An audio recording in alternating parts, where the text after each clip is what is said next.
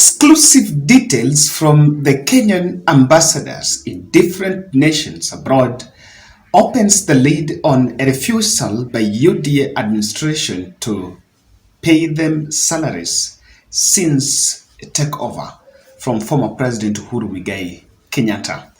They are crying up in arms. Some are even having threats of eviction from their houses. And of course, they've turned to be squatters in foreign nations. Exclusive details. Then different ambassadors have spoken about this matter, while many seem to be reserved over outcry or crying out because of threats of reshuffling or rather the threats of recall. Ladies and gentlemen, welcome to the Bold Analysis, another interesting podcast just for you. According to the plan that was really highly marketed, hyped by the UDA, our ambassadors were at the center of economic recovery because they were to play a very pivotal role in promoting Kenyan brands abroad and also unlocking markets for Kenyan markets to scale up our exports. And then potential labor market for our ballooning unemployed labor pool. So what happened that we seem to have dropped the ball on that? The Kenyan shilling is not improving because of imbalance between our exports and imports.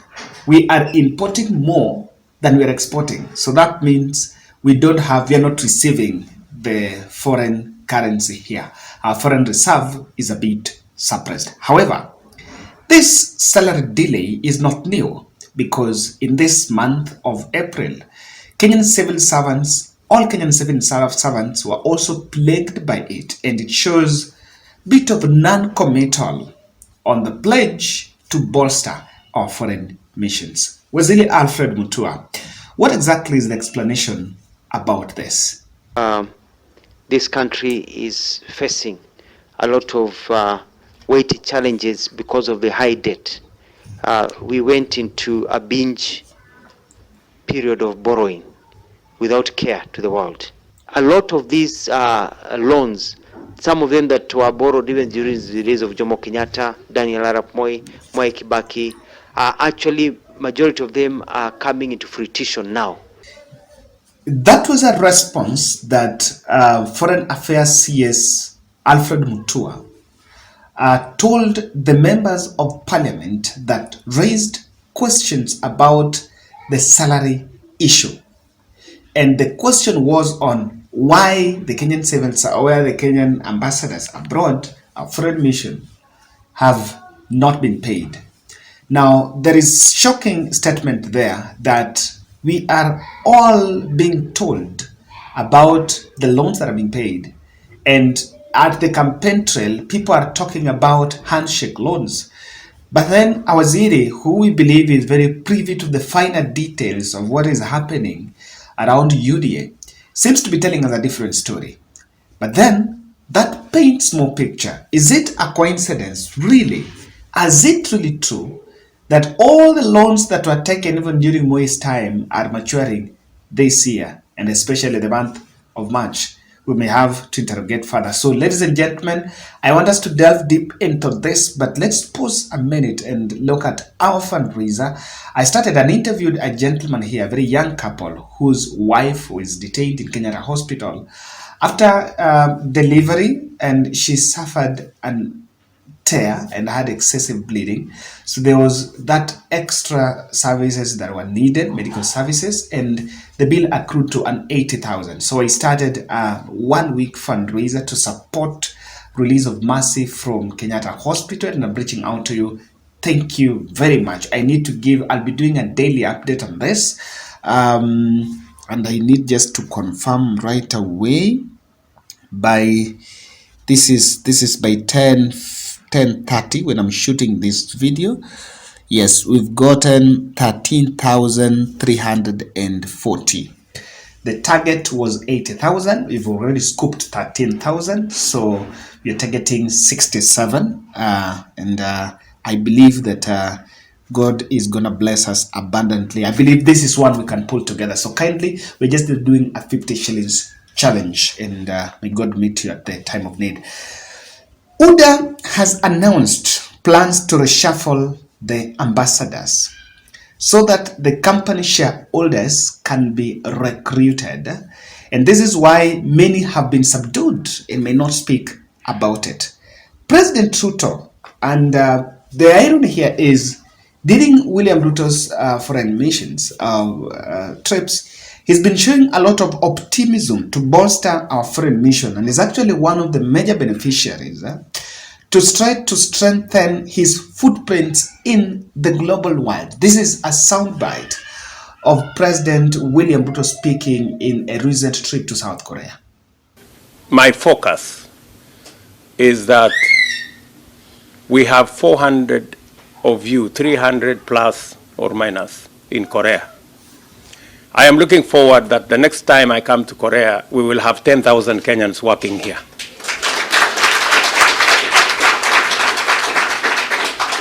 I know many of you may be planning on how to come home.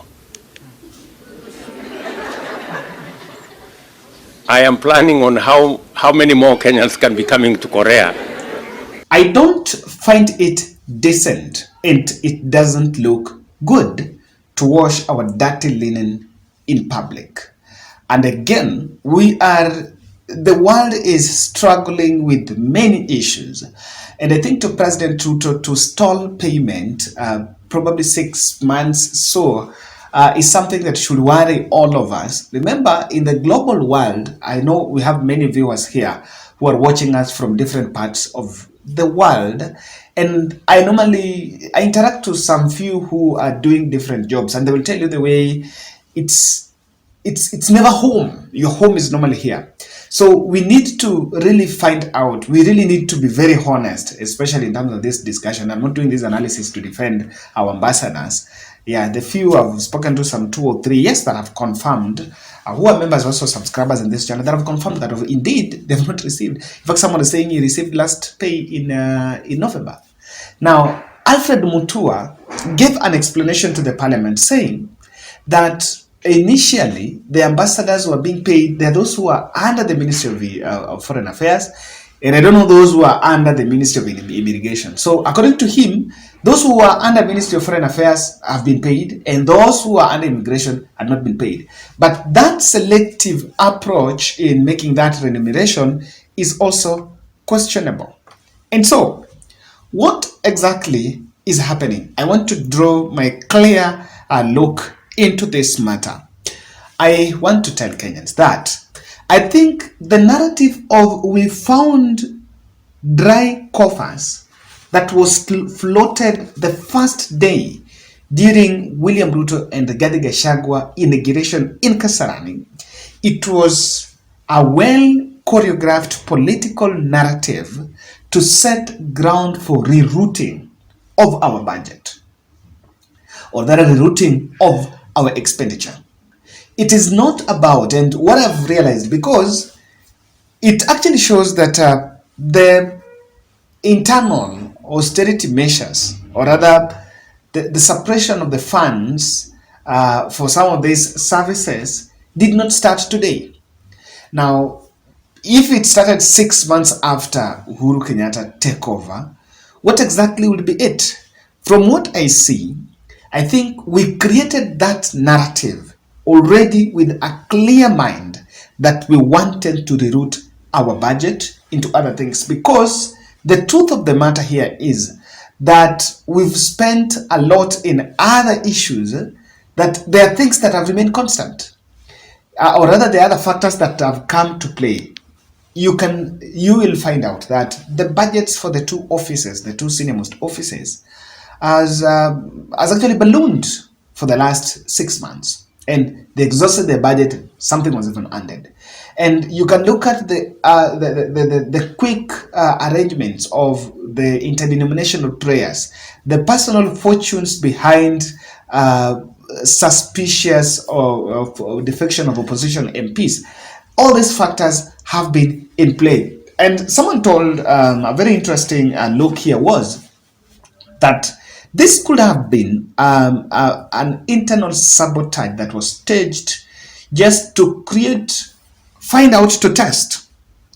So it is a trap for reshuffling that is going to thrive on leaning. For example, as we talk, I saw a tweet by the German ambassador. I think I need to get his photo. Yes, the gentleman you are seeing on your screen now. Now, the gentleman you're seeing on your screen is called Tom Amolo, and he is the Germany ambassador. And he spoke about this matter, saying that unlike other ambassadors in other countries, in Germany, government owns a house. Kenyan government owns a house there. So there is no threat of eviction. And also on the issues of salaries, try to comment. So, like Tom Amolo is, William Ruto was in Germany recently. What you can actually see here is this. With the new administration, it was already known by these diplomats that there was going to be reshuffling that based on political leaning. Or rather, that's what I said, the shareholders of the company were going to put their members in the company so that they make sure that the ambition of the company is carried by those people that they can trust. So that reshuffling was a threat.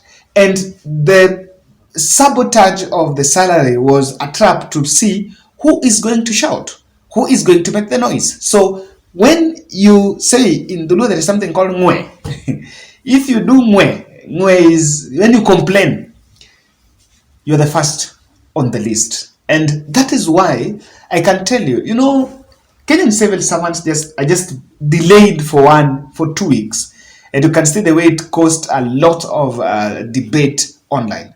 Now, these ambassadors are not talking. Why is it? You cannot say because there is a rope of reshuffling in your neck. If you say and you can be put as you're tainting the name of the government, maybe in a foreign nation, and with that, you face recall. And after recall here, when you're in this country, you never know what can befall you. We have our own ways of handling things.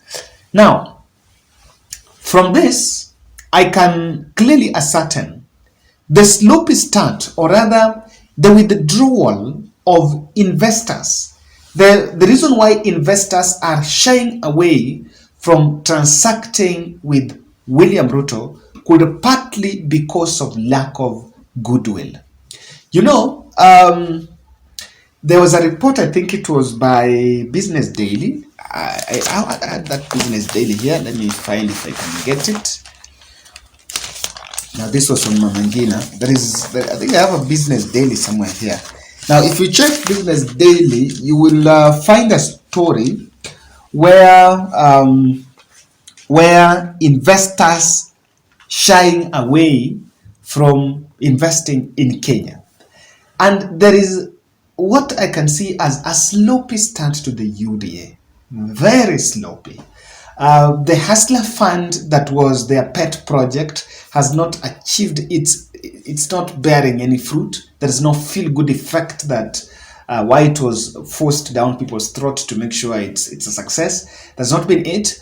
The cost of living, I see a lot of spiraling around it.